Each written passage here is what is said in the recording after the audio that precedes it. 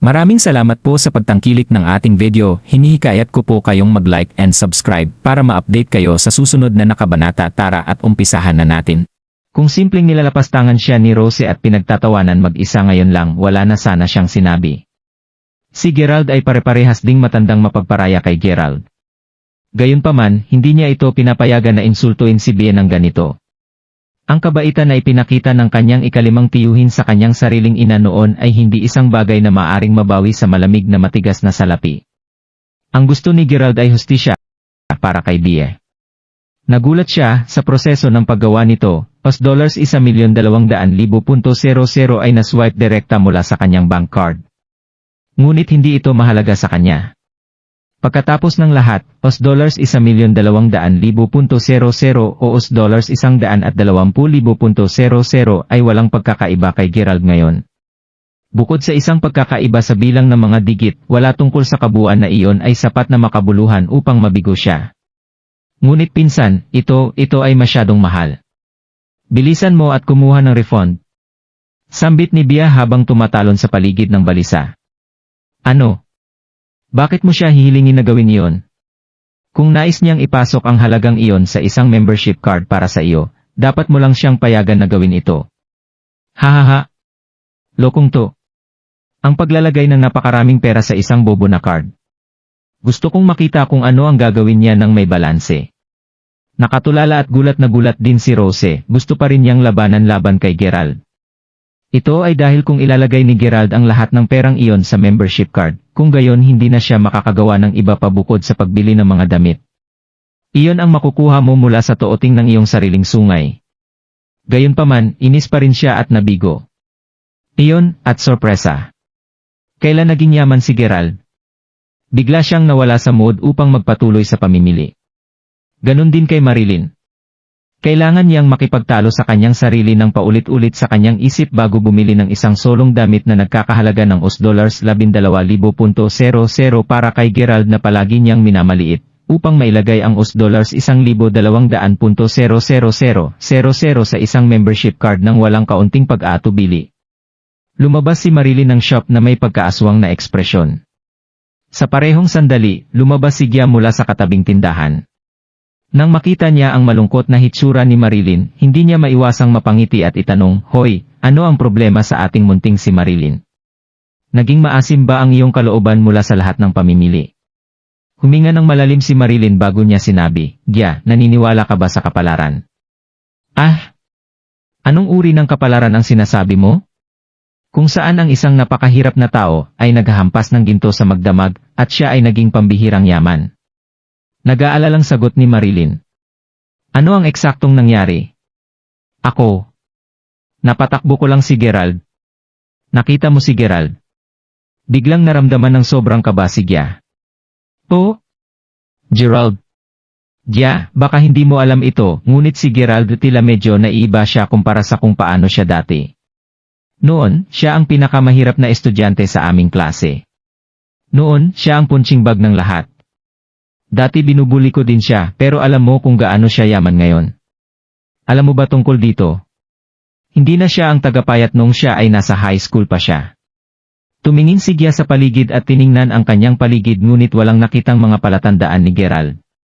Kaya't, hindi niya namamalayang tumango habang sumagot, ang dami ng pera na mayroon si Gerald ay hindi isang bagay na maaari mong maunawaan. Ah! Gia, anong sinabi mo? Hindi marinig ng Marilyn ang sinabi ni Gia ng malinaw. Ah! Ako! Wala akong sinabi. Natauhan si Gia at dali-dali niyang itinanggi ang hindi niya sinasadyang lumabo. Huwag masyadong isipin ang tungkol dito. Dapat mo lang tratuhin ng mas mahusay si Gerald mula ngayon hanggang ngayon. Kung sa bagay, parehas kayong magkaklase. Payo ni Gia. Oo, sa tingin ko. Sa palagay ko ay nasulyapan ko ang isa pang panig ni Gerald ngayon lang, alam mo, nang ililis niya ang kanyang card sa makina. Sobrang astig at pagkalalaki niya. Mukhang dapat kong baguhin ang pag-ugali ko para sa mas mahusay mula ngayon. Nang makita ni Gia ang ngiti sa mukha ni Marilyn, hindi niya maiwasang makaramdam ng medyo hindi komportable. Galit na galit ako. Galit na galit ako. Galit na hinampas ni Rose ang kanyang mga kamay sa manibela ng galit na pauwi. Bakit biglang yaman ng anak ng babaeng yun? Saan niya nakuha ang kanyang $1,000,000? Nagwagi ba siya sa loto? Patuloy na nagbubulungan si Rose ng parehong bagay sa kanilang buong paglalakbay pauwi. Tulad ng karamihan sa mga tao, ayaw din ni Rose na ang kanyang sariling kalaban ay maging mas malakas at mas mahusay kaysa sa kanyang sarili. Tama yan. Ang $1,000,000 ay hindi maliit na pagbabago kahit sa amin. Kapatid na babae, nakita mo ba kung paano hindi man lang kumurap o nag-atubiling si Gerald nang ibinalot niya ang kanyang card? Pangalawang tita din ang nagsabi. Alam mo, naisip namin na simpleng inupahan ni Gerald ang kanyang damit upang magmukhang magastos at umasta lang siya ng bongga para lang magpakitang gilas noong una naming makilala siya.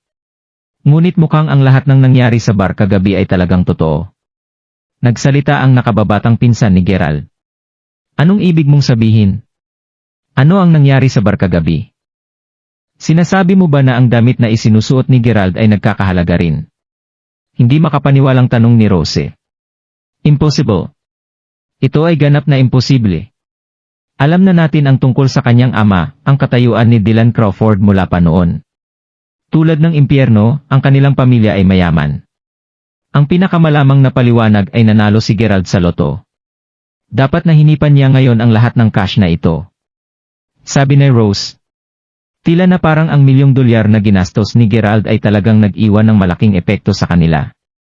Ngayon na ang panganay na tiyahin at ang iba pa ay wala na, bumalik tayo sa shop at humingi ng refund para sa membership card na ito. Napakamahal? Napakaraming pera doon. Hindi mo ba akalaing sayang ang iwan lahat doon? Hindi na kailangan iyon, Bie. $1,000,000 pera. Paano mo lang ito pinipilyo na parang wala? Gayun din, bakit ang dami mong pera? Tila medyo kinilabutan si Bie. Natawa si Gerald habang binaril ang isang tingin kay Bia na nasa likuran ng gulong. Pagkatapos nito, sinabi niya, may sasabihin ako sa iyo, isang bagay na hindi mo pa masasabi sa iba pa. Kasama rin dito ang panglimang tita. Ano ito? Tanong ni Bia. Ako ay talagang isang mayamang tagapagmana at ako ang uri ng mayamang tagapagmana na mayroong walang limitasyong halaga ng pera na gugugol. Sagot ni Gerald na may sabik ng ngiti sa labi. Hahaha. Hindi inaasahan, biglang tumawa ng malakas si Bia. O sige, mayaman na tagapagmana, kung mayroon kang ganoong karaming pera, mangyaring payagan ang iyong mapagpakumbabang pinsan na tulungan kang gastusin ang ilan sa cash na iyon.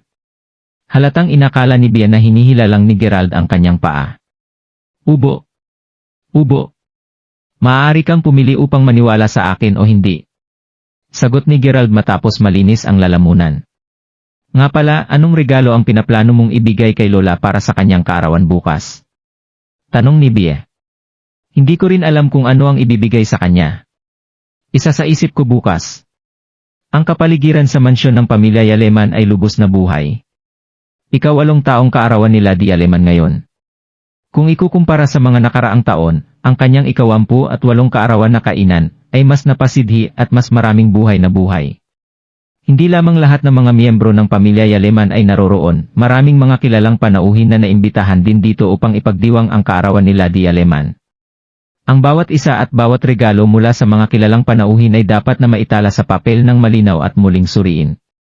Talagang hindi ka dapat maging pabaya tungkol dito. Dapat mayroong maraming mga kilalang panauhin na naroroon sa taong ito, ang pag-aayos sa pagraranggo ay dapat tratuhin ng may matinding pagkaseryoso. Sila di Yaleman ay nakasuot ng isang pulang maligayang robe kaninang madaling araw habang itinuturo niya sa mayordoma. Umupo sila di Yaleman pagkatapos nito. Nang makatanggap ng isang senyas mula sa kanilang mga magulang, ang nakababatang henerasyon ng pamilya ay nagsimulang lumapit upang mag-alok ng kanilang mga regalo kay Lady Yaleman. Lola, ito ang jade bracelet na binili ko para sa iyo. Tingnan ito at tingnan kung gusto mo ito. Isang batang babae ang lumapit na may matamis na ngiti sa labi. Gusto ko ito. Sobrang gusto ko yon. Oo, isang piraso ng Nefret jade. Isang mabuting bata ka. Masayang umiti sila di Yaleman. Hawak niya ang mga kamay ng dalaga sa buong maikling palitan nila. Ay! Bi! Karating lang kayong dalawa, ipinagpalagay ko. Dumating na si Bia kasama si Gerald. Nasagasaan nila si Yura at ang ilan pa. Bia, anong klaseng regalo ang binili mo para kay Lola ngayong taon? Huwag sabihin sa akin na binibigyan mo siya ng isa pang pagbuburda na ginawa mo muli ang iyong sarili, tulad ng ginawa mo noong nakaraang taon. Hahaha. Si Yura at ang iba pa ay nagsimulang kumalabog. Ang tawa ni Yura ang pinakamalinaw at pinakamalakas. Matapos siyang nasiyahan sa pagkutya kay Bea, binaril niya ang isang malamig, galit na paningin kay Gerald. Hindi ko inaasahan na dadalo ka rin sa piging ng kaarawan ni Lola. Hahaha. To think na wala kang dala. Sambit ni Yura habang tumatawa. Pagkatapos nito, bulong niya sa tainga ni Gerald, binabalaan kita. Dapat mong ihinto ang pag-iisip tungkol sa pagtulan ng iyong mga kamay sa mga pag-aari ng pamilya Yaleman. Huwag hayaan akong mahuli ka na sinusubukan mong ilagay ang anumang mga kakaibang saloobin sa ulo ng matandang babaeng iyon. Tahimik na pinakinggan ni Gerald ang mga mapanuksong salita ni Yura. Ni hindi man lang siya nag-abalang tumingin sa kanya, ngunit sa halip, ipinakita niya ang isang mabait na ngiti kay Bea. Halika, pumasok na tayo ngayon, sabi niya sa kanya. Tumuloy sila sa daan patungo kay Lola. Galit na galit si Yura na ang mga kamao ay mahigpit na nakakako dahil sa galit. Country bumpkin. Hindi kita bibitaw ng ganoong kadali. Naiinis na naisip ni Yura sa sarili. Dahil sa mga nagdaang hinaing, hindi pa nagustuhan ni Yura si Gerald. Sa kabila ng kung gaano katapat at disente ang mukhang burol na iyon, ang bastardo na iyon ay patuloy na ninanakaw ang limelight mula kay Yura noong nasa bar sila kagabi. Hindi alam ni Yura kung ano ang sinabi ni Gerald kay Brandon sa huli na napunta sa ulo niya ay nabangga ni Brandon sa harap ng lahat ng kanyang mga pinsan. Sinisi ni Yura si Gerald. Ang bagay na pinakaasar sa kanya ay nang sa wakas ay makahanap siya ng isang diyosa na interesado siya. Kinailangan ni Gerald na magpasok at i-turn off ang kanyang pagkakataong lumiwanag. Tingnan mo, Lola. Ito ang aking regalo sa kaarawan sa iyo. Ang nakababatang henerasyon ng pamilya ay nagtatanghal pa rin ng kanilang mga regalo sa pangunahing talahanayan ng kaarawan sa kaarawan. Sila di Aleman ay nakangisi mula sa tainga, hindi niya maitago ang kaligayahan na nararamdaman niya ngayon. Oh? Hindi ba yun si Bea? Bakit ang tagal mo? Nakalimutan mo na ba na kaarawan ng iyong lola ngayon? Sa lakad sina Bea at Gerald. Nakasuot ng tusong ngisi si Rose habang nagsasalita. Paano ko makakalimutan ang kaarawan ng lola? Pinakamatanda tita, sobra ka. Gumanti agad si Bea. Hahaha. Tingnan natin kung anong klaseng regalo sa kaarawan si Bea na inihanda para sa lola ngayong taon. Maraming mga batang babae nang sabay-sabay. Kitang-kita ang inis ni Bea nang marinig ang sinabi ng mga batang babae tungkol sa kanyang anak na babae. Pagkatapos ay itinuro niya ang isang nakasisiglang ngiti kay Bea habang sumulyap sa regalo na hawak niya. Alam niyang matutuwa ang kanyang ina kung tatanggapin niya ang regalong ito. Bea, bilisan mo at ipakita sa lola mo ang regalong nakuha mo para sa kanya. Sabi ni Catherine. Sige. Lola, ito ang regalo sa kaarawan na inihanda ko para sa iyo sa taong ito. Ito ay isang bracelet na Dragon Jade.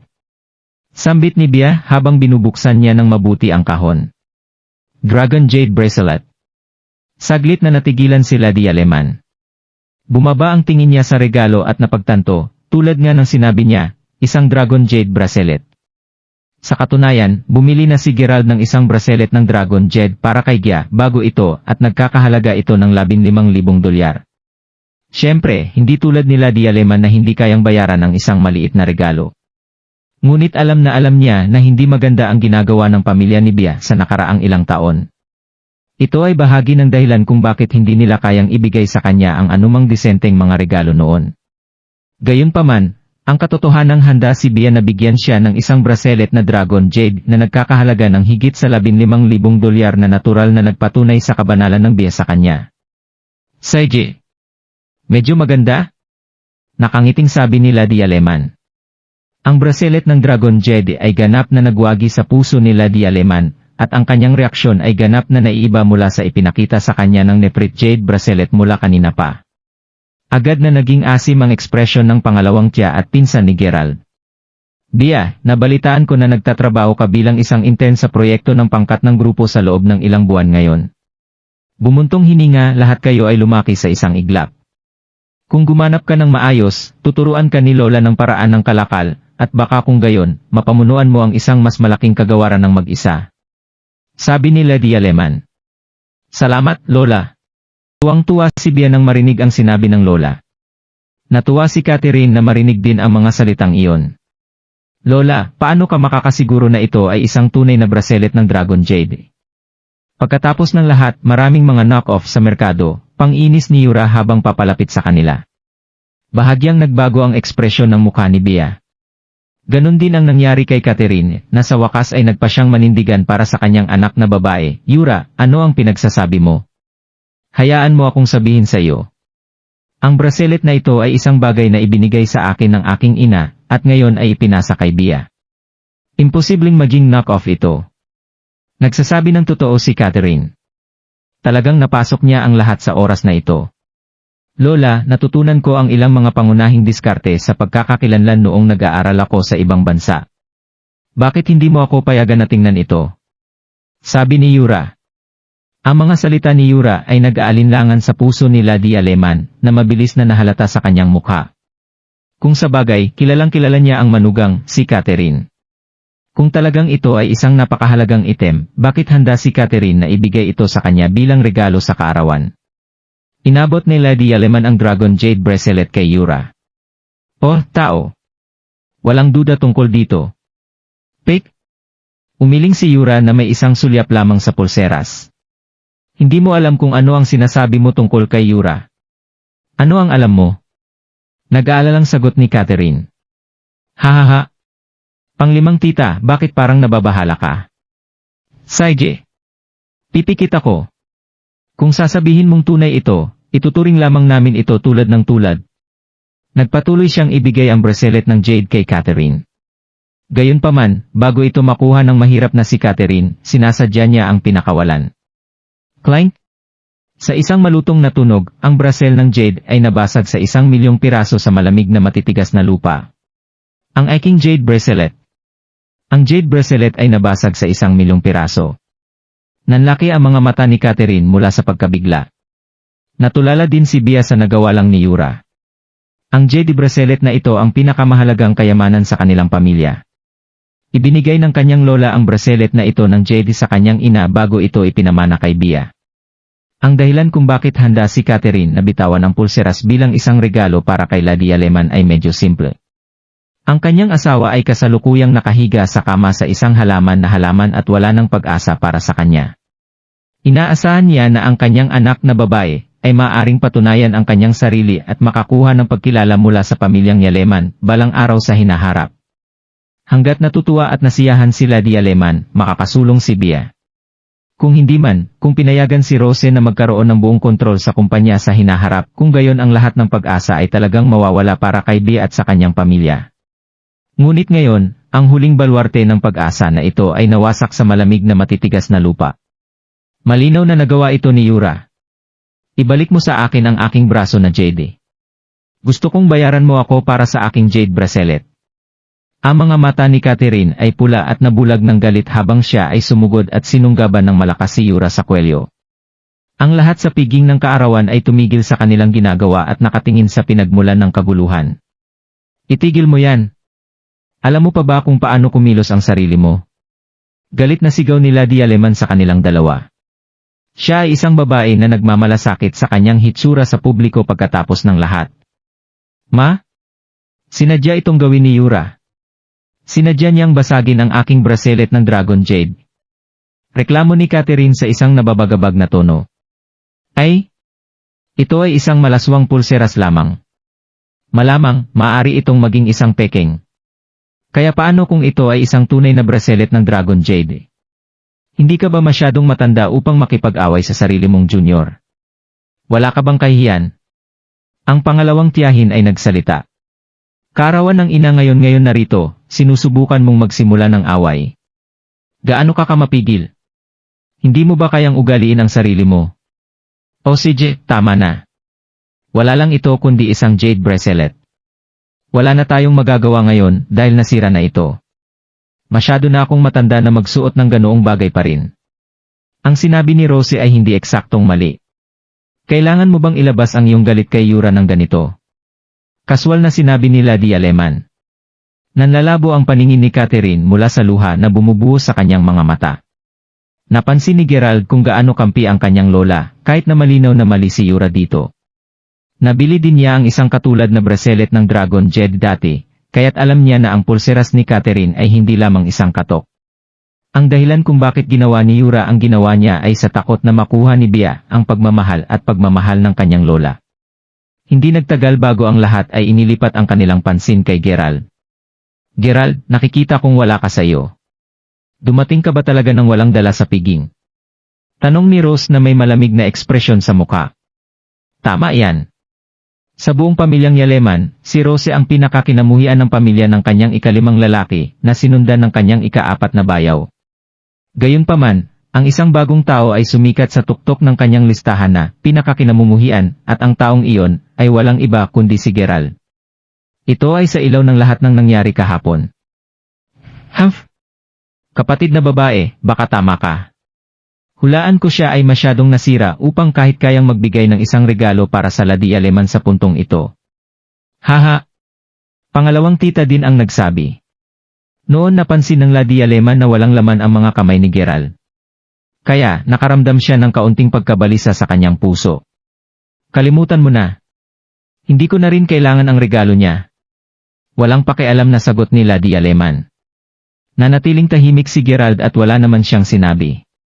Ma, sa palagay ko kailangan mong pagsabihan si Bea at iwasto ang mga daan. Patuloy siyang naanod habang nagtatrabaho. Ang hulaan ko ay narito lang siya upang sayangin ang lahat ng pera ng mana. Hindi namin ito dapat pahintulutan na magtuloy pa. Patuloy na sabi ni Rose. Mabilis na binaril ni Catherine si Rose, ano ang ibig mong sabihin doon? Kailan nagsumikap si Bea para sa aming grupo? Lahat kayo dapat ay tumigil na lamang sa pagtatalo ngayon. Hindi ko alam kung alin sa inyo ang nagsasabi ng totoo, ngunit ang mga karapat-dapat lamang ang tatanggap ng anumang uri ng gantimpala. Bea, titignan kita mula ngayon.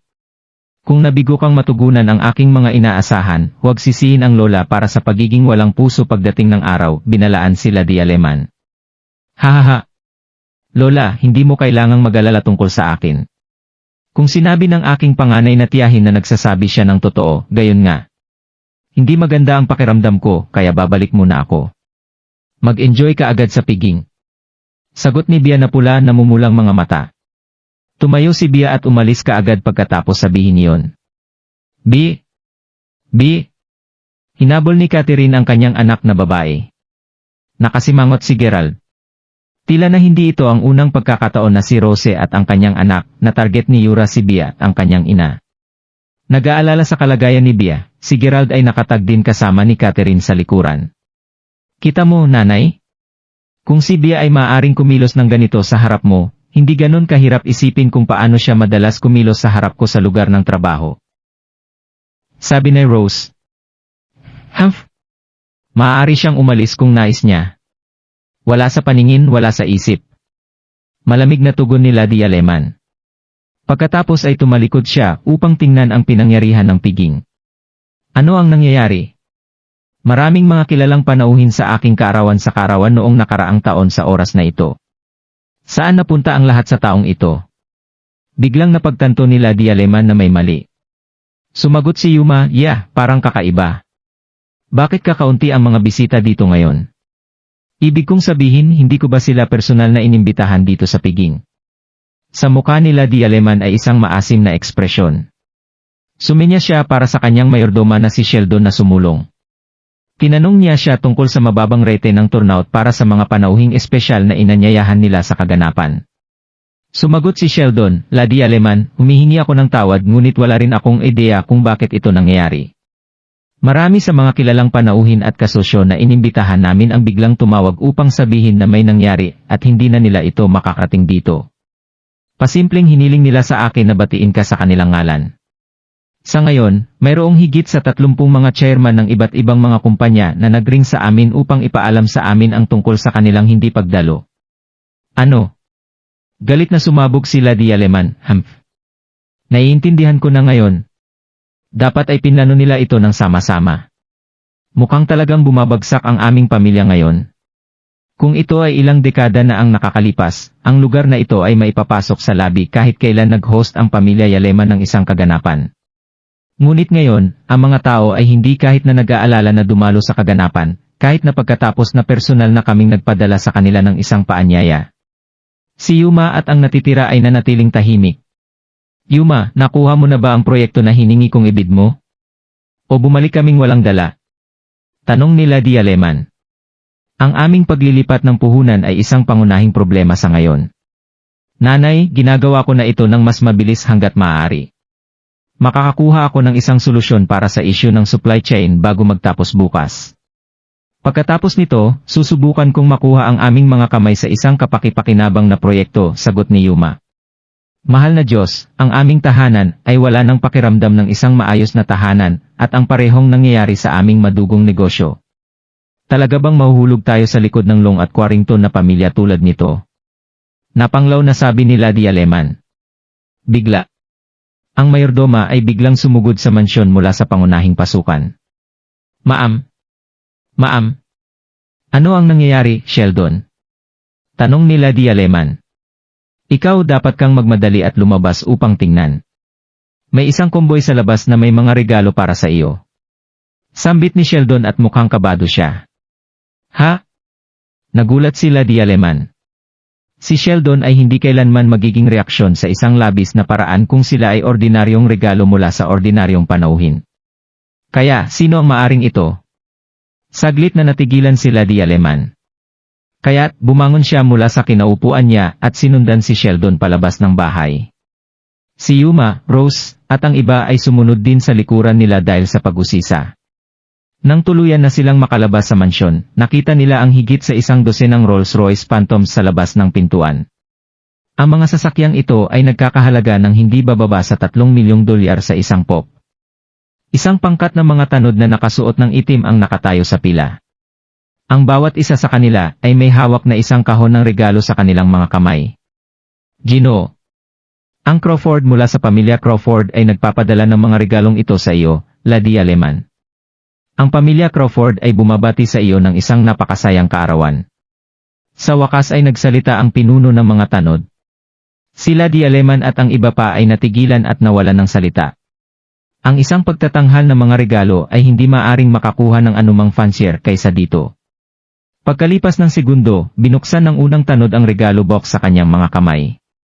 1,000 taong gulang na ginseng. Ano? 1,000 taong gulang na ginseng. Nagulat ang lahat. Isang sinaunang puting marmol na palayok. Ano? Kitang-kita sila Dialeman sa mga regalong nakita. Si Yuma at Rose naman ay nakakalunok lamang ng kinakabahan. Isang tunay na pagpipinta ni Henry Matisse. Ang pangatlong kahon ng regalo ay ang susunod na bubuksan. Isang tunay na pagpipinta ni Henry Matisse. Ang bawat isa ay nag-ipon sa paligid ng mga mayordoma. Gino. Crawford mula sa pamilya Crawford. Sino siya, paano siya naging mapagbigay at labis? Marami pa ring mga hindi nabuksan na kahon ng regalo. Ginawa nito ang bawat isa sa pamilyang Dialeman, kasama ang mismong sila Dialeman, na napakabedasel. Hindi ito magiging isang pagmamalabis upang ilarawan ang bawat isa sa mga regalong ito bilang isang bihirang kayamanan. Ang bawat solong regalo ay may kani-kanilang kwentong sasabihin at lahat ay may hindi kapanipaniwalang mayamang kasaysayan. Lahat sila ay simpleng napakahalaga. Napuno ng tuwa sila Dialeman. Sa hinog na pagtanda ng 80, malinaw na siya ay nasa paligid ng medyo matagal, ngunit hindi sa kanyang buhay ay nakasaksi siya ng gayong dakilang eksena noon. La Dialeman, ito ang listahan ng mga regalong ipinakita ngayon. Mangyaring tingnan ito.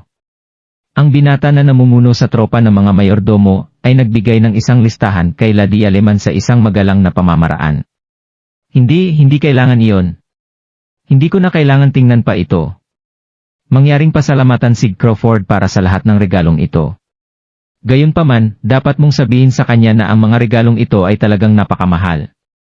Sa pamagitan ng paraan, sa palagay ko, hindi ko pa nakilala ang Crawford na iyong pinag-uusapan dati. Maaari mo bang sabihin sa akin kung sino ang iyong Panginoon? Nakangiting tanong nila Dialeman. Ang malamig na kapaligiran na bumalot sa tanawin ay natunaw sa isang iglap. La Dialeman, kung walang iba, aalis na kami ngayon. Ngayon kung patawarin mo kami. Malinaw na sinabi sa mga taong ito na panatilihing tinatakan ang kanilang mga bibig. Bakit hindi ka tumigil sa pag-inom? Tanong nila Dialeman. Pinahalagahan ko ang iyong mapagbigay na alok, ngunit hindi ko talaga magawa. Patawad. Kaagad na nagpaalam ang binata sa kanila, ang natitirang mga kasamahan niya ay umakyat sa mga sasakyan at agad na umalis. Diyos, maaari ba itong maging mas luho kaysa doon? Ang mga bodyguard at entourage ay lahat ng kalmado at may disiplina. Sino nga ba ang mga Crawfords at anong uri ng pamilya sila? Ang mga miyembro ng pamilya Yaleman ay gulat na gulat. Ma? G. Crawford mula sa pamilya Crawford. Sa tingin ko hindi pa natin siya nakilala dati. Bakit nila kami binibigyan ng mga mamahaling regalong? Isang magaspang na tantya ang naglalagay ng mga regalong ito sa halos $150 milyong. Tuwang-tuwa si Yuma na nanginginig ang kanyang mga kamay na hindi mapigilan. Oo, sigurado sila bilang impyerno na mukhang nagkakahalaga ng ganyan kalaki. Cy Crawford mula sa pamilya Crawford, isang tunay na mapagbigay ay hindi siya. Ngunit hindi ba kakaiba na hindi pa natin sila nakilala dati? Napakatagal ko nang nakapaligid ngunit hindi ko pa naririnig ang ganoong pamilya dati. Siguro isa sila sa mga kaklase ng junior. Hindi makapaniwalang sinabi ni Lady Yaleman. Nagulat, lahat ng mga junior ay nagpapalitan ng tingin sa isa't isa. Kahit na ang pinakamagaling sa mga kamag-aral ay hindi kailanman handang magpakita ng mga regalo sa kaarawan na nagkakahalaga ng higit sa $150 milyong. Ang sinabi ni Lady Yaleman ay simpleng tunog na medyo masyadong malayo. Ma, hindi mo na kailangang mag-alala tungkol dito. Kung handa silang magbigay ng mga labis na regalong-regalo, iyo ang mga ito kahit ano pa. Kung ibebenta mo ang alinman sa mga item na ito, walang alinlangan na malulutas mo ang krisis sa pananalapi na kinakaharap ng aming pamilya ngayon. Ani Rose na may isang ningning sa kanyang mga mata. Manahimik ka? Itigil ang pagdaldal sa gayong kalokohan. Ito ang mga regalo na mapagpasyahan ng pamilya Crawford na ipakita sa akin. Sino ang nagbigay sa iyo ng lakas ng loob upang kahit na gumawa ng isang labis na mungkahi? Walang pinapayagan na hawakan ang mga ito bago ko matukoy ang totoong pagkakakilanlan ng Crawford na ito. Kung may maglakas loob na ipatong ang kanilang mga kamay sa alinman sa mga regalong ito, palalayasin ko siya sa labas ng pamilya, walang mga katanungang tinanong. Sagot ni Lady Yaleman. Sa parehong oras, si Lady Yaleman ay matitig na nakatingin sa kumboy na nagmamaneho papasok sa abot tanaw. Ma, ano ang tinitingnan mo? Sumulong si Yuma at tinanong kung kailan niya napagtanto na hindi niya maaring makuha ang kanyang mga kamay sa anumang mga regalo sa kaarawan ng kanyang ina, sa ngayon kahit papaano. Nakatingin ako sa mga taong nakakalabas ng mga kotse ngayon lang. Yuma, nakita mo ba kung gaano sanay ang pagsasanay at disiplina ng mga lalaking iyon?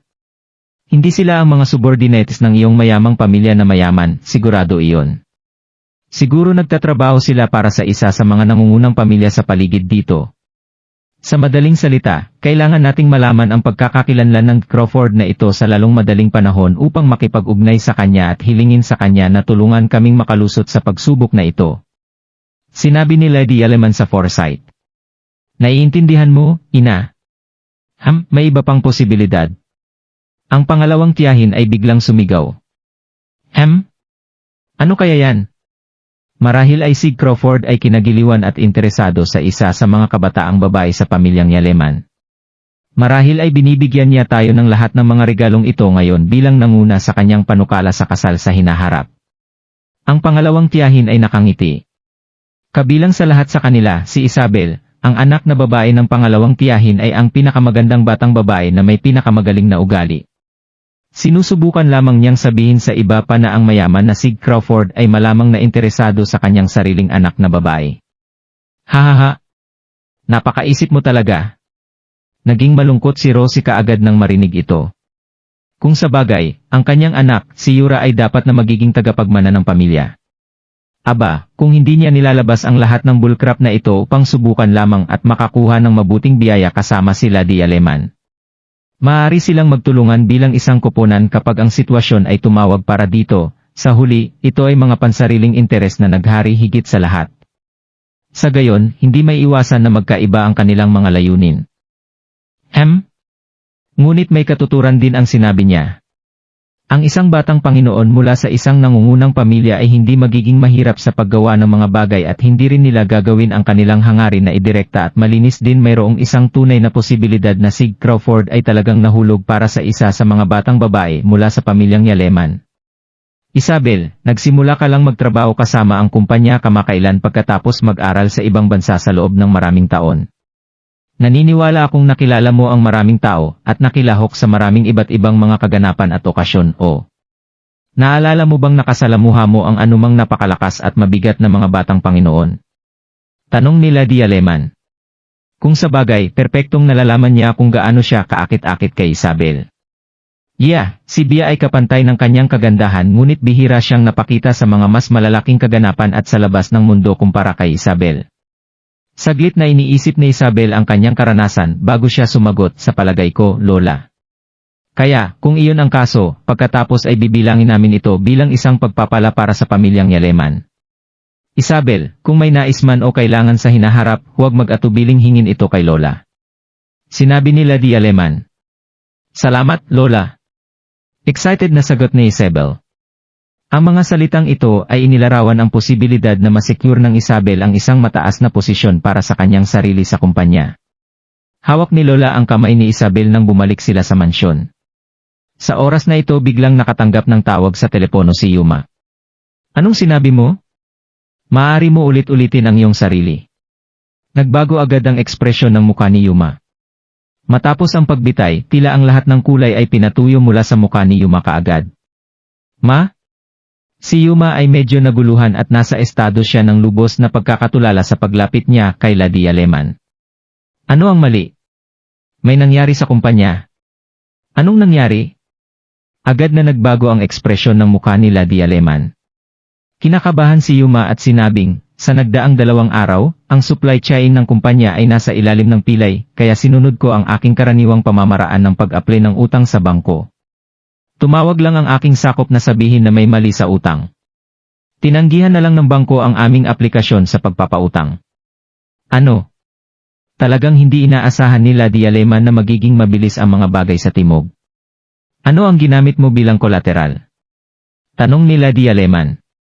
Inilagay ko ang mayroon ng lupa na gagamitin ng pamilya Yaleman para sa aming proyekto. Palagi kong nagawa ang parehong bagay at laging magtatapos ito sa tagumpay. Ngunit ipinaalam lamang sa amin ng bangko na hindi na nila ilalabas sa amin ang lupa. Sinubukan naming makipag-ayos ngunit wala nang sumusulong. Dapat ang pamilya. Dapat itong maging ang pamilya. Sambit ni Yuma na namumutla ang muka. Lumabas, ang tagapag-alaga na sinaligan ni Yuma ay ang pamilya.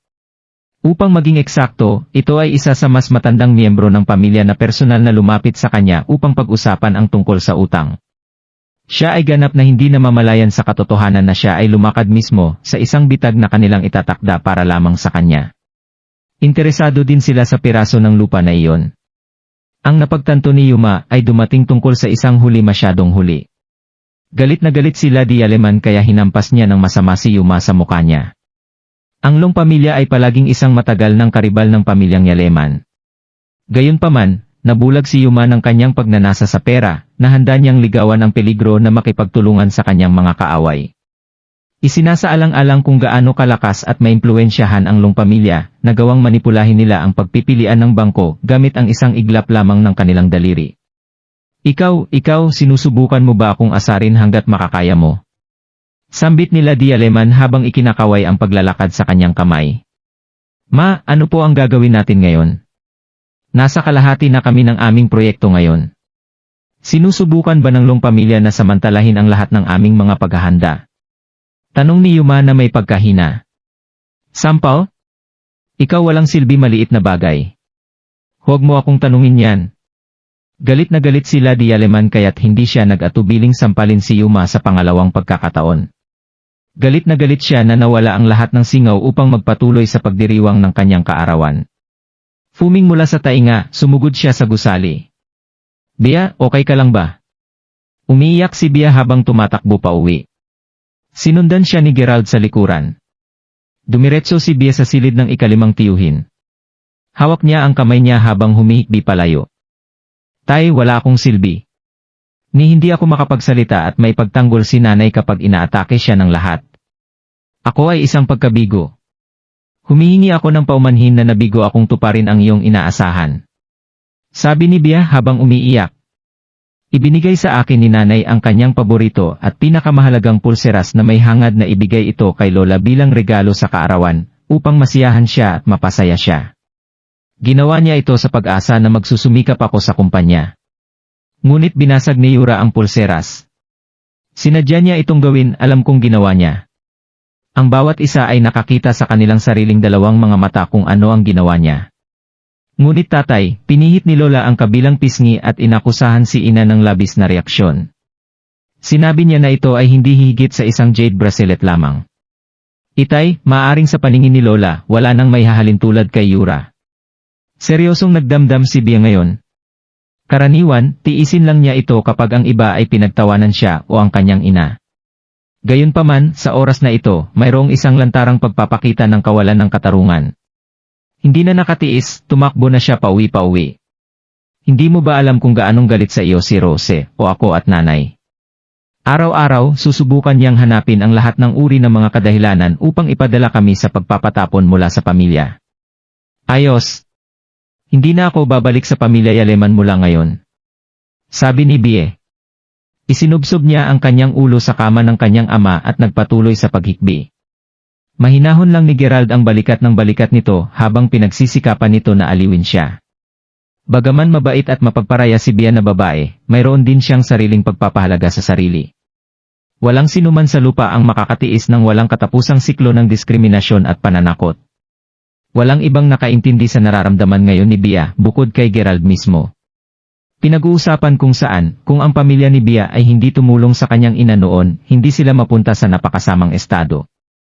Dahil pinagkatiwalaan na siya ng kanyang ina sa pagharap sa isyong ito, si Gerald ay kailangang magkaroon ng solusyon upang wakasan ang panganib ng kanyang ikalimang tiyuhin. Pinsan, pinagsisisihan kong nag-alala ako sa iyo. Humihingi ako ng paumanhin na hindi mo man lang nasiyahan sa pigi ngayon. Nagsimulang humingi ng paumanhin si Bia bago pa man niya tumigil sa paghikbi. Pinahid niya ang luha sa mukha niya habang walang tigil na pagsinghot. Ayos lang. Makinig, Bia, kailangan mong ihinto ang pagkakaroon ng ganoong malubhang mga saloobin. Ang lahat ay magiging mas mahusay sa hinaharap. Tiyak na gagawin ito, at nasa iyo ang aking salita. Sambit ni Gerald habang hawak ang kamay ni Bia. Oo, umaasa ako. Tumango si Bia. Biglang tumunog ang cellphone ni Bia. Ang pagtingin sa caller ID ay isiniwalat na ito ay isang tawag sa telepono mula kay Sheldon, butler ni Lady Yaleman. Ang pamilya Yaleman ay nagsasagawa ng isang pagpupulong ng emergency na pamilya. Ang bawat tao ay dapat na narito sa lalong madaling panahon. Pagkasabi nun ay binaba na agad ni Sheldon ang telepono. Pumunta at hugasan ang iyong muka at magtungo tayo, pronto. Sabi ni Gerald. Tulad ng impyerno, pupunta ako doon. Hindi man ako apakan sa takot na lugar na iyon. Sa wakas, naiintindihan ko kung bakit tumanggi ang aking tiyahin na manatili doon sa kabila ng pagiging napakahusay at may kakayahang individual.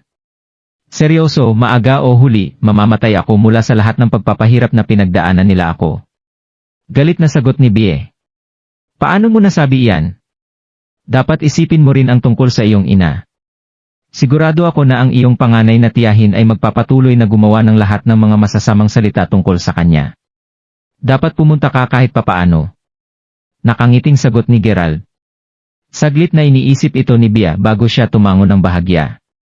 Sa wakas, sumang-ayon siya sa sinabi ni Gerald. Natapos ang pagpupulong 2:00 ng hapon. Hindi sumabay si Gerald kay Bia sa emergency family meeting. Sa halip, nanatili siya sa bahay upang matulungan ang kanyang ikalimang tiyuhin na magtrabaho ang kanyang mga limbs upang panatilihin itong gumana. Sa wakas ay umuwi si Bia kasama si Catherine mula sa pagpupulong.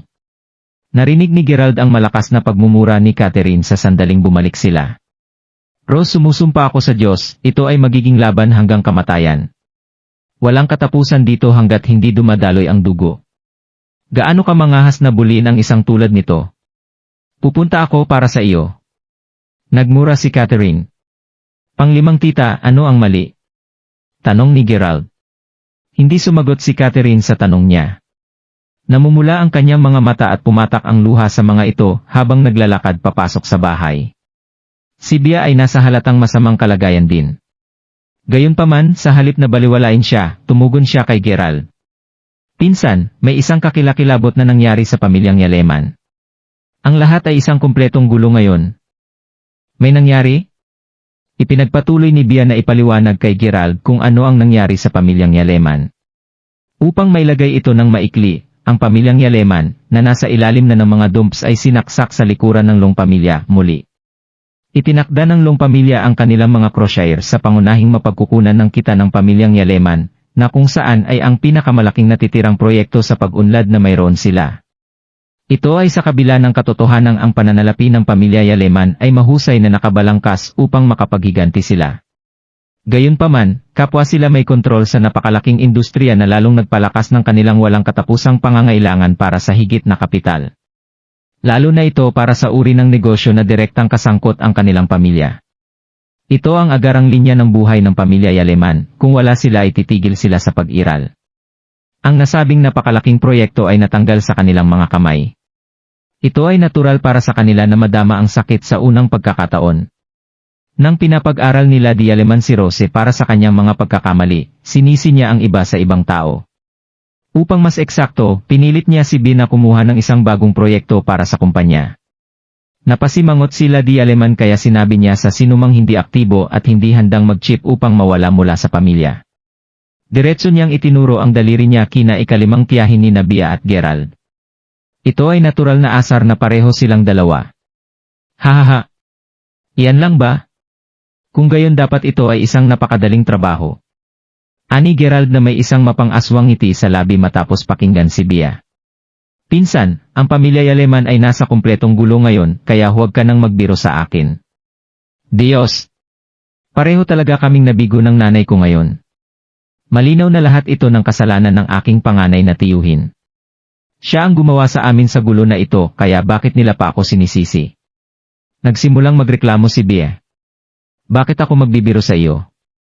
Alam ko, hindi ganito ang nararamdaman ni Lola dahil nawala lang sa inyo ang proyektong ito. Kung sa bagay, ang pamilyang Yaleman ay hindi lubhang nangangailangan ng pera. Gayunpaman, nag-aalala siya dahil wala ng mga bagong proyekto ang pamilya Yaleman. Ang pamilya Yaleman ay dalubhasa sa pagpapaunlad ng engineering. Ang pagkakaroon ng isang proyekto sa kamay ay tulad ng patuloy na pagkakaroon ng isang kampanya sa advertising. Nagbabayad ang lahat upang mapalipat-lipat ang aming pangalan sa aming mga potensyal na kliyente. Nang walang isang proyekto, ang tanging kalalabasan ay magiging isang pababang spiral, at ang bagay na ito na talagang pinag-aalala ng Lola. Sagot ni Gerald. Tama ka yata. Ngunit kahit na nasa departamento ako ng proyekto, hindi ko lang kaya ang paghawak ng buong proyekto ng mag-isa. Si Rose dapat ang namamahala sa lahat ng ito. Alam kong sinusubukan lang niya akong mawala at ang nanay ko. Hindi siya titigil hanggat wala kami sa pamilya. Kung gayon, dapat kang makakuha lamang ng ilang malalaking proyekto para sa Yaleman Group at ipakita sa kanya na ikaw ay isang may kakayahang tao. Tutulungan kita sa ganyan. Nakangiting sagot ni Gerald. Ayan ka na, hinihila ko ulit ang paa ko. Hindi ako nagbibiro sa iyo. Patay na seryoso ako. Umiling si Gerald bago niya pinalo ang kanyang cellphone. Matapos bigkasin ang ilang mga salita sa telepono. Tumingin si Gerald kay Bia at tapos na. Maaari kang pumunta sa punong tanggapan ng Trostec Group mamaya sa hapon at ibibigay ng person in charge doon ang proyekto sa iyo, okay? Pinsan kapatid, may mga kilala ka sa Trostec Group. Palaging may nahihiwagang bagay si Bia kay Gerald. Yep. Siguradong gagawin. Nagtatrabaho doon ang isa kong kaklase. Sagot ni Gerald habang nagpapanggap ng kamangmangan. Kung sa bagay, hindi pa oras upang ilantad niya ang kanyang pagkakakilanlan. Bagaman hindi na kailangan para sa kanya na itago ang anumang mga lihim kay Bia, mayroon pa ring ilang mga bagay na sa palagay niya ay napakahirap na ipaliwanag. Huwag kang mag-alala tungkol dito. Kailan pa ako nagsinungaling sa iyo? Pagkatapos ng pagpunta doon, makakasalubong mo ang isang nagngangalang Kay Denselli. Siya ang taong namamahala sa proyekto. Seryosong sagot ni Gerald. Tumango si Bia nang mapagtanto niyang hindi siya niloloko ni Gerald. Walang nagdulot ng kahirapan para kay Gerald na nakakuha ng ganap na kontrol sa lahat ng mga negosyo ng pamilya sa Weston. Siyempre, hindi masasayang ng oras si Bia sa pakikipag-usap kay Gerald. Matapos magpasariwa, dumiretso si Bia sa punong tanggapan ng Trostec Group. Ginawa niya ang pagkakaroon ng kumpletong pananalig sa kanyang pinsan na hindi niya siya kawayan. Ang Trostec Group ay isang napakalaking korporasyon sa Yanken. Hindi ito negosyo ng pamilya, ngunit karaniwang ito ay itinuturing na Diyos ng yaman para sa maraming mga negosyo sa pamilya. Sa makatuwid, ang kanilang lakas at impluensya ay ganap na hindi may isip. Miss, maraming mga kliyente dito ngayon kaya mangyaring maghintay sa VIP waiting area. Pagdating ni Bia sa kanilang gusali, isang customer service representante ang humantong kay Bia sa VIP waiting area sa isang magalang na paraan. Pagpasok sa waiting area, nakita ni Bia ang marami sa kanyang mga kakilala na naghihintay sa loob. Kasabay nito, lahat ng mga kakilala ay nakita rin si Bia. Ay naku! Bakit kung hindi si Bia? Pumunta ka rin dito. Kayo ba? Nakasimangot si Bia pagkakita niya sa kanila. Ang pag-upo doon ay walang iba kundi ang pamilya ng kanyang panganay na tiyuhin na 3 at pati na rin ang pamilya ng kanyang pangalawang tiyuhin. Ang nangyari ngayon ay nagtaguyod ng pagkamuhi kay Bia kay Rose at sa natitirang pamilya Yaleman. Gaano ka kawalang respeto sa iyo, Bia? Hindi mo ba dapat batiin ang iyong matatanda kapag nakita mo sila? Wala ka bang asal, o kahit isang pangunahing pakiramdam ng paggalang? Malamig ang tugon ni Rose. Sinamaan siya ng tingin ni Yuma na may galit na ekspresyon. Anong ginagawa mo dito? Tanong niya. Narito ako upang talakayin ang isang proyekto natin. May hawak na bag si Bia. Lahat ng nasa VIP waiting area ay pawang mga boss o ilang lokal na tikoon. Alinman sa iyon o sila ay mga may-ari ng pangalawang rete ng kani-kanilang mga negosyo, tulad ng kanyang panganay na tiyuhin. Siya lang ang tao dito na nakadamit tulad ng isang ordinaryong empleyado. Humph! Ano ang sinabi mo? Narito ka upang pag-usapan ang tungkol sa isang proyekto. Tanong ni Rose habang tumatawa sa mukha ni Bia. Napatingin siya kay Bia na parabang nakatingin sa tanga. Alam mo bang ito ang Trustec Group na pinag-uusapan natin? Bakit hindi ka ulit tumingin sa paligid mo at makita kung anong uri ng mga tao ang naghihintay dito ngayon? Talagang iniisip mo na magkakaroon ka ng karangalan na makatrabaho ang mga taong ito batay sa iyong mga kakayahan. Sabi ng pangalawang tiya habang ngumiti siya ng mapangiti. Hoy, baka nagsimula ng magpanik si Bia dahil sa sinabi mo kanina ngayon. Marahil ay napagtanto niya sa wakas na wala siyang iba kundi pananagutan sa pamilya. Siguro takot na takot siya sa pagka-kick out sa pamilya na wala siyang ibang pagpipilian kundi subukan ang swerte dito. Umiling si Yura habang nagdidirekta ng mapait na ngiti kay Bia. Tama yan. Hindi ko pa naririnig na may mga ordinaryong empleyado na pupunta sa punong tanggapan ng Trustec Group upang makausap lang ang person in charge tungkol sa isang kalunos-lunos na maliit na proyekto. Bia, binabalaan kita, hindi mo ba naisip na sabihin sa kanila na bahagi ka ng pamilya namin? Wala kang ibang dinadala kundi ang kahihiyan at kahihiyan sa pangalan namin.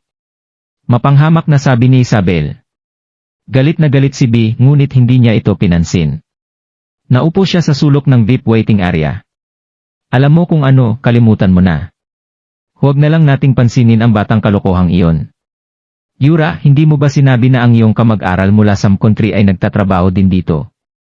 Kilala ng tatay ng iyong kaklase si Hadel, sino ang manager dito, tama ba? Bakit wala pa siya rito? Tanong ni Yuma. Narito sila upang humingi ng tulong sa kanya. Kung maaaring makuha ni Yura ang kanyang mga kamay sa isang proyekto sa oras na ito, ang kanyang posisyon bilang hinaharap na tagapagmana ng pamilyang Yaleman ay mailalagay sa bato. Ito ang dahilan kung bakit napagpasyahan nilang pumunta dito. Gayunpaman, ang pangalawang panganay ay isang walang kahiyan na bungkos, kaya't napagpasyahan din nilang sundin si Yura, ang kanyang pamilya hanggang dito. Gayunpaman, hindi natakot si Yuma na magnakaw nila ang pansin mula kay Yura. Nakagawa na ako ng tawag sa telepono ngayon lang. Si Hadel ay nasa isang pulong pa rin. Sinabi na sa kanya ng ama ng aking kaklase tungkol dito ngayon lang. Dahil alam niya na kami ay mula sa pamilya Yaleman at personal na pumunta dito upang makita siya, naniniwala akong hindi niya papansinin ang aming mga pakiusap. Tiwala namang sagot ni Yura. Sige kung ganun. Sa paligid ng sandaling ito na lumapit sa kanila ang isang magandang tagatanggap. Ikaw ba si Gyuma Yaleman? Oo. Kumusta, Gyaleman? Katatapos lamang ng pagpupulong ni Hadel. Mangyaring tamasahin ang isang tasa ng tsaa habang naghihintay ka rito. Dadalhin kita sa opisina ni Hadel upang magpatuloy sa iyong talakayan sa paglaon. Sige. Maraming salamat. Tuwang-tuwa sina Yuma at Rose nang mapagtanto nilang maayos ang kanilang plano. Gayunpaman, sa parehong oras, nagbuntong hininga sila nang mapagtanto na ibababa nila ang kanilang sarili sa harap ng ibang tao upang makuha ang nais nila. Upang sabihin sa iyo ang totoo, si Haddel ay isang katulong na manager lamang. Isa lamang siya sa maraming mga tagapamahala sa Departamento ng Kalihim. Hindi ito tulad ng mayroon silang mas mahusay na mga pagpipilian. Ang lubhang kailangan ngayon ni Yuma ay ang mga proyekto na makukuha ang kanyang posisyon sa pamilyang Yaleman. Pagkatapos ng lahat, mayroon ding mga pamilyang Long at Quarrington sa equation, nangangahulugang ang Trust Deck Group ay maraming pagpipilian upang pumili. Miss Yaleman ka ba? Nag-check lang ako at wala akong nakitang mga appointment na ginawa sa ilalim ng iyong pangalan. Inilipat ng atensyon ang atensyon kay Bie. Ah? Kailangan ko bang gumawa ng isang tipanan? Sinabi sa akin ng pinsan kong pumunta at may naghihintay sa akin dito. Kinakabahan na sabi ni Bea. Ang iyong pinsan. Maaari ko bang malaman kung sino siya? Sino ang hiniling niya sa iyo na hanapin mo dito? Ang receptionist na nagtatrabaho sa front desk ay may napakahusay na ugali at malinaw na nakatanggap siya ng espesyal na pagsasanay para sa paglilingkod sa kanilang mga kliyente. Ginalang niya ang lahat sa silid ng may paggalang kahit na ang payak na bihis na Bea. Ang pangalan niya ay Gerald Crawford. Sinabi niya sa akin na pumunta dito at maghanap para sa isang lalaking nagngangalanggi kay Denzelli. Umiling ang resepsyonista sa front desk at may masakit na ngiti. Sinabi niya kay Bea, I am sorry but there is no one named Kay Denzelli here. Wala pa kaming naririnig na kahit sino na tinawag na Gerald Crawford. Sigurado ka bang hindi ka nagkamali? Ano? Sumubo ang kaba ni Bea nang marinig ang sagot ng resepsyonista. Lalo na ito ay dahil lahat ay nakatingin sa kanya. Nagsimula siyang mamula dahil sa kahiyan. O eking Diyos! Ano ang sinabi ko ngayon lang? Diyos, nakakahiya. Ang lokohang nandito niya. Hindi makapagsalita, tinakpan ni Isabel ang kanyang muka upang maprotektahan ang sarili mula sa mahirap na kapaligiran. Kaninong koneksyon ang sinabi niya na umaasa siya? Gerald Crawford. Nagalit na ba ang babaeng ito? Si Gerald ang gumawa sa kanya na pumunta rito. Hahaha. Kahit na ang mga tumatanggap ay hindi pa naririnig ang pangalang sinabi niya. Ngini siya ni Rose. Sobrang kaba ni Bea na ikinuyom niya ng mahigpit ang mga kamao, clueless sa susunod na gagawin. Yura. Tio Yaleman. Ang lahat ay naayos na. Si Haddel ay darating dito sa ilang sandali. Dapat uminom muna kayo.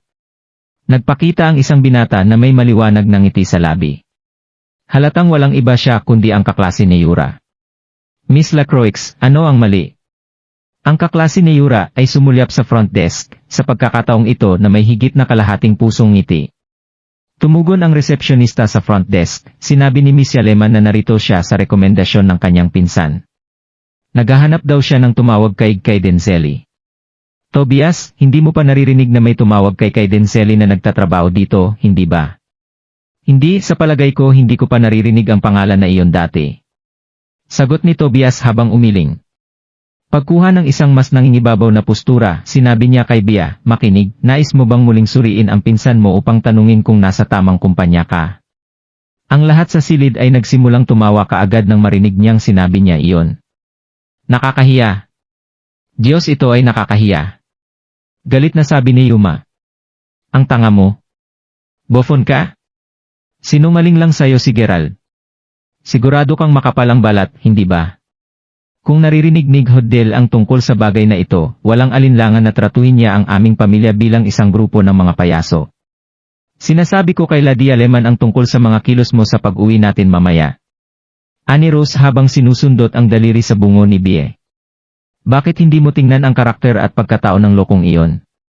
Seryoso ba kayong naniniwala sa lahat ng sinabi niya? Hindi, ang pinsan ko ay hindi kailanman magsisinungaling sa akin. Hindi siya ganoong klaseng tao. Pinabulaanan kaagad ni Bea ang kanilang mga sinabi. Humph! Literal na ikaw lamang ang tao na tinatrato siya bilang iyong tunay na pinsan. Wala siyang iba kundi isang tanga, at ikaw din. Sagot ni Isabel. Oh? Narito si Haddel. May tumawag. Isang lalaking nasa katanghaliang lalaki na nakasuot ng isang pinasadya na suit at pinakintab na sapatos na balat ang lumabas sa elevator papunta sa VIP waiting area kasama ang isang pangkat ng mga babaeng katulong. Ang mga katulong ay naghiwalay sa dalawang maayos na hilera. Mayroong halos 40 tao. Ito ang personal na paraan ni Hodel ng pagtanggap sa kanyang mga panauhin. Ang ilan sa mga pinuno ng kani-kanilang kagawaran ay naroroon din. Nakatutok si Hodel sa pag-aayos ng kanilang mga posisyon mula sa harap hanggang sa likuran. Wow! Miss Lacroix, darating ba ang isang beat ngayon? Marahil ito ay ilang malaking ehekutibo mula sa senior management ng ilang mens. Natigilan si Tobias. Naghahanda talaga sila ng isang welcoming na seremonya. Wala akong ideya. Hindi kami sapat na kwalipikado upang makipag-ugnay sa alinman sa mga senior executive. Ang mga tao lamang tulad ni Hodel ang may pahintulot na gawin iyon. Tumugon ang resepsyonista sa front desk. Ang Trustech Group ay isang napakalaking korporasyon at nahati ito sa tatlong magkakaibang klase, mababang antas, mid-level, at pamamahala ng mataas na antas. Ang front desk ay nakikipag-ugnay lamang sa mga tao mula sa mababa, kalagitnaan ng antas, hindi kailanman sinuman mula sa pamamahala ng mataas na antas. Ang nasabing isang eksena na mas malamang kaysa hindi ay isang palatandaan ang isang tao mula sa mataas na antas na pamamahala ay darating. Sino kaya yon? Habang ang iba ay nakatingin sa bawat isa sa pagkabigo, si Manager Hodel, na gumagamit ng kanyang libreng oras, ay pumasok sa silid ng pagtanggap ng beep. Sa sandaling nakita siya ni Yuma, nagbigay siya ng banayad ng ngiti bago sinabi, Manager Hodel. Taos-pusong paghingi ng paumanhin para sa pagiging hindi pansin sa iyo ngayon, Tagapangulo Yaleman. Napakaraming magagawa. Inaasahan kong tiisin mo ako sandali, sagot ni Manager Hodel. Narinig iyon, sinabi ni Yuma, masyado kang magiliw. Alam kong alam na ang Trustech Group ay sobrang abala araw-araw. Habang ganoon, naglaan ka pa rin ng oras upang dumalo, at pinahalagahan ko iyon. Bilang tugon, bumuntong hininga si Manager Hodel bago sabihin, gayunpaman, kung naugnay ito sa mga isyu sa pagbid at panukala, si Chairman Zelly, ang aking superior, ay kasalukuyang walang oras upang tingnan ito. Maaaring maghintay ka muna sandali bago siya makadalo sa pangyayaring iyon. Mabuti ang lahat, Manager Hodel. Nagtitiwala ako sa iyong kakayahang gumawa ng kaayusan. Sumagot si Yuma sa isang medyo masalimuot na paraan. Nang marinig iyon, tiningnan ni Manager Hodel ang kanyang relo bago sabihin sa isang nagdududa na tono, gayunpaman, kung ano ang kakaiba. Sinabi ni Chairman Zelly na ang tao ay dapat na dumating matagal na. Nagtataka ako kung bakit hindi pa sila nakakarating. Maari na ba siya rito? Napaisip si Manager Hodel sa kanyang sarili. Habang nahuhulog ang kanyang tingin sa pintuan, tinanong ni Lieh, isang babaeng tagatanggap na, maaari ko bang malaman kung sino ang hinihintay mo, Manager Hodel? Ay, magsalita tungkol sa Diablo. Pupunta na lang sana ako para hanapin ka. Maaari mo bang suriin sa pagtanggap kung dumating na si Miss Bea Yaleman? Miss Bea Yaleman, ulit ni Lieh, malinaw na natigilan ng lumingon siya kay Bea na nakatayo pa rin sa gilid. Mismong si Yuma at Rose ang natigilan. Ano na lang? Bakit hinahanap ni Manager Hodel si Bea? Manager Hodel. Ang batang babae dito ay si Bea Yaleman, sagot ni Lee habang nakaturo kay Bea. Sa sandaling marinig niya iyon, agad na nagbago ang ekspresyon ni Manager Hodel at sumugod siya sa kanya bago magtanong, Miss Yaleman ka? Maaari ba kayong nandito ngayon upang makilala ang chairman? Tama yan. Dumating ako upang makilala si Chairman kay Denseli, sagot ni Bea na tumango, sa wakas ay nakahinga ng maluwag. Tama yan, bakit pa ako kalokohan ni Gerald sa ganoong bagay? Sinabi niya sa akin na mayroon siyang paraan, at naniniwala ako na tutuparin niya ang kanyang sinabi. Pagkuha ng kumpirmasyong kailangan niya, sinampal ni Manager Hodel ang kanyang mga hita bago sinabi, Naku! Hindi ko inaasahan na maaga ka pala nang narito. Inutusan pa ako ni Chairman Zelly na personal akong maligayang pagdating. Narinig na sinabi niya iyon, lahat ay lalong natigilan kaysa dati. Lalo na ito para kay Rose na ang bibig ay nakanganga ngayon ng sobrang lapad na halos nakakatawa ito. Manager Hodel, sigurado ka bang hindi ka nagkakamali? Mayroon bang isang tao na tinatawag na kay Denseli sa pangkat? Hindi makapaniwalang tanong ni Rose habang tumitig si Isabel at Yura kay Bea sa nasusunog na panibugo. Isa siya sa mga nakatataas dito na laging pinapanatiling mababang profile. Pinag-uusapan kung alin, Madam Gosling, masama sa iyo na talakayin ang pangalan ng aking superior, hindi ba sa tingin mo? Tumugon kay Manager Hodel sa isang nagtataka na tono. Ang pagiging isa sa mga nakatataas sa pangkat na ginusto ang pagtatrabaho sa likod ng mga eksena, hindi na kailangan para sa kaswal na maliliit na phrase upang malaman ang pangalan ni Kaiden. Humihingi ka ng tawad. Nais ko lang kumpirmahin kung may pagkakamali. Kung tutuusin, si Bia ay isang empleyado lamang sa aking kumpanya. Bakit magkakaroon pa siya ng pribilehyo na personal mong malugod ka, sabi ni Rose. Ang tanging nakakaalam kung bakit si Chairman Zelly. Anuman, narito ka upang makipag-ayos sa proyekto, tama, Miss Yaleman. Magalang na sagot ni Manager Hodel habang nakabaling ang tingin kay Bia. Matapos makita ang matibay na pagtango ni Bia, pagkatapos ay nagpatuloy si Manager Hodel, napakahusay. Naghanda na si Chairman Zelly ng isang seremonya sa pagsing para sa iyo sa itaas. Kung wala nang iba pa, magpatuloy tayo sa ngayon, hindi ba? Ha? Pinapirmahan na natin ito. Sagot ni Bia na mangha. Nauna nang naisip ni Bia na kakailanganin pa niyang makipag-ayos ng mabuti sa pagdating. Pagkatapos ng lahat, kahit na may tamang koneksyon si Gerald, tulad ng ginawa ni Yura, bibigyan lamang niya ang kanyang pag-access sa battlefield. Nagulat siya, ang mga bagay ay tumatakbo ng hindi kapanipaniwala ng maayos. Ang mas nakakagulat ay ang katotohanan na ang kanyang pinsan ay talagang pamilyar sa isa sa mga nakatataas mula sa Trostec Group. Makalipas ang ilang sandali, may dumaan na isang babaeng usher at hinawakan ang bag ni Bia para sa kanya habang sinusundan niya si Manager Hodel sa itaas. Maaari ba silang gumawa ng ilang uri ng pagkakamali, nanay? Tinanong ni Yura ang katanungang iyon sa sobrang paniniwala niya. Tama yan. Upang isipin na inaangkin pa niya na ito ay dahil sa mga koneksyon ni Gerald. Paano niya nalalaman ang mga taong mataas ang ranggo? Paano ito posible, inggit na si Isabel? Matapos mapahiya ng ganoon, sigurado silang lahat ngayon ay nakatingin sa dalawang pamilya na may mga panunuyang titig. Si Rose mismo ay naiisip ngayon kung paano nag-withdraw ng $1,000,000 si Gerald kamakalawa lang. Naalala niya rin ang sinabi sa kanya ni Yura tungkol sa damit ni Gerald. Idagdag ito sa katotohanang nakita na niya ngayon sa kanyang sariling mga mata, na si Gerald ay may kakayahang humugot ng mga kwerdas mula sa loob ng pangkat ng Trostec, tiyak na sigurado siya na hindi siya ordinaryong tao. Humintay ka ng 1 minuto, putol ni Rose habang si Isabel at ang kanyang ina ay nagpapalitan pa ng mga nakakainggit na salita sa inis nila. Hindi kaya hindi natin nasisiyasat ng husto ang background ni Gerald? Talaga nga ba hindi siya isang mahirap? Paano pa siya magkakaroon ng labis na paggasta? Ipapaliwanag nito kung bakit mayroon din siyang napakalakas na koneksyon. Sabi ni Rose sa seryosong tono.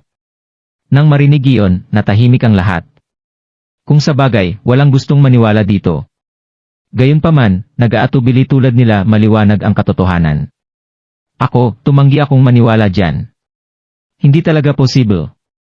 Idineklarang pangalawang tiyahin habang umiling-iling siya. Sa katunayan, hindi rin kami naniniwala dyan. Dagdag sina Yura at Isabel ng sabay. Pagkatapos nito, tumahimik sandali si Rose.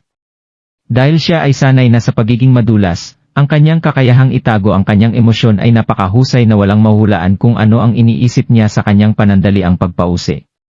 Gayunpaman, sa paglaon, itinakip ni Rose ang kanyang mga kamay sa kanyang bibig sa pagkabigla nang mapagtanto niya ang isang nakakatakot.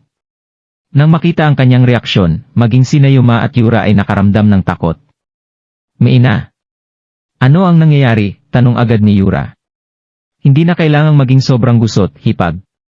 Marahil ay tinulungan lamang ni Gerald si Chairman Zelly noong nakaraan.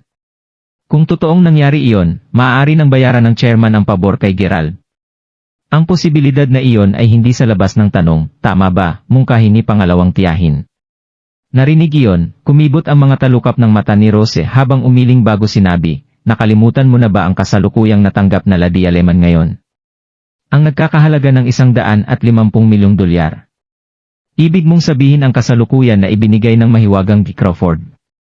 Sa sandaling nabanggit ang pangalang iyon, pansamantalang nilamon muli ng silid ang silid.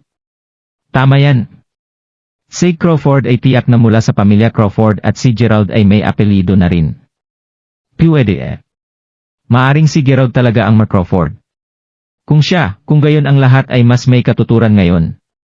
Ang haka-haka lamang ay nagpapadala ng panginginig sa gulugod ni Rose. Habang walang agarang tugon mula sa sinuman, lahat ay may hindi kasyang ekspresyon sa kanilang mga mukha. Ayon ay impossible, sigaw ni Second Tita. Sa ngayon, pigilan natin ang paggawa ng anumang ligaw na hulaan, Tita. Instead, hintayin na lang natin si Bia. Siya, para sa isa, tiyak na maraming nalalaman tungkol sa kanya kaysa sa alinman sa atin dito. Bukod, kung nabigo siyang makuha ang mga proyekto, magiging malinaw ang lahat. Hanggang doon, wala kaming paraan upang mapatunayan na talagang malakas si Gerald, dagdag ni Isabel. Totoo yan. Mabuti, hintayin na lang natin ang pagbabalik ni Bie. Mga 40 minuto ang lumipas nang bumalik si Bia sa wakas. Gayunpaman, sa oras na ito, mayroon siyang 5 mga file ng dokumento sa kamay. Ang kanyang tiyahin at ang iba pa ay hinihintay siya sa pintuan sa buong oras na ito at nang makita ang mga kontrata, laking gulat nila na agad silang tumawag, B. Ikaw. Nilagdaan mo na ang lahat ng iyon, hindi makapaniwalang tanong ni Rose. Mayroon na akong 5 pangunahing proyekto mula sa pangkat ng trust deck na sumasaklaw mula sa taong ito hanggang sa susunod, tuwang-tuwa na sagot ni Bia. Tingnan mo na subukan mong buliin ulit ako at ang aking ina simula ngayon. Napaisip si Bia sa sarili. Matapos sabihin niyon, agad siyang nagsimulang maglakad palayo nang hindi man lang nag-abalang tingnan ang nagtataka na karamihan. Huminto ka dyan, sigaw ni Rose. Anong gusto mo? Manalo ka.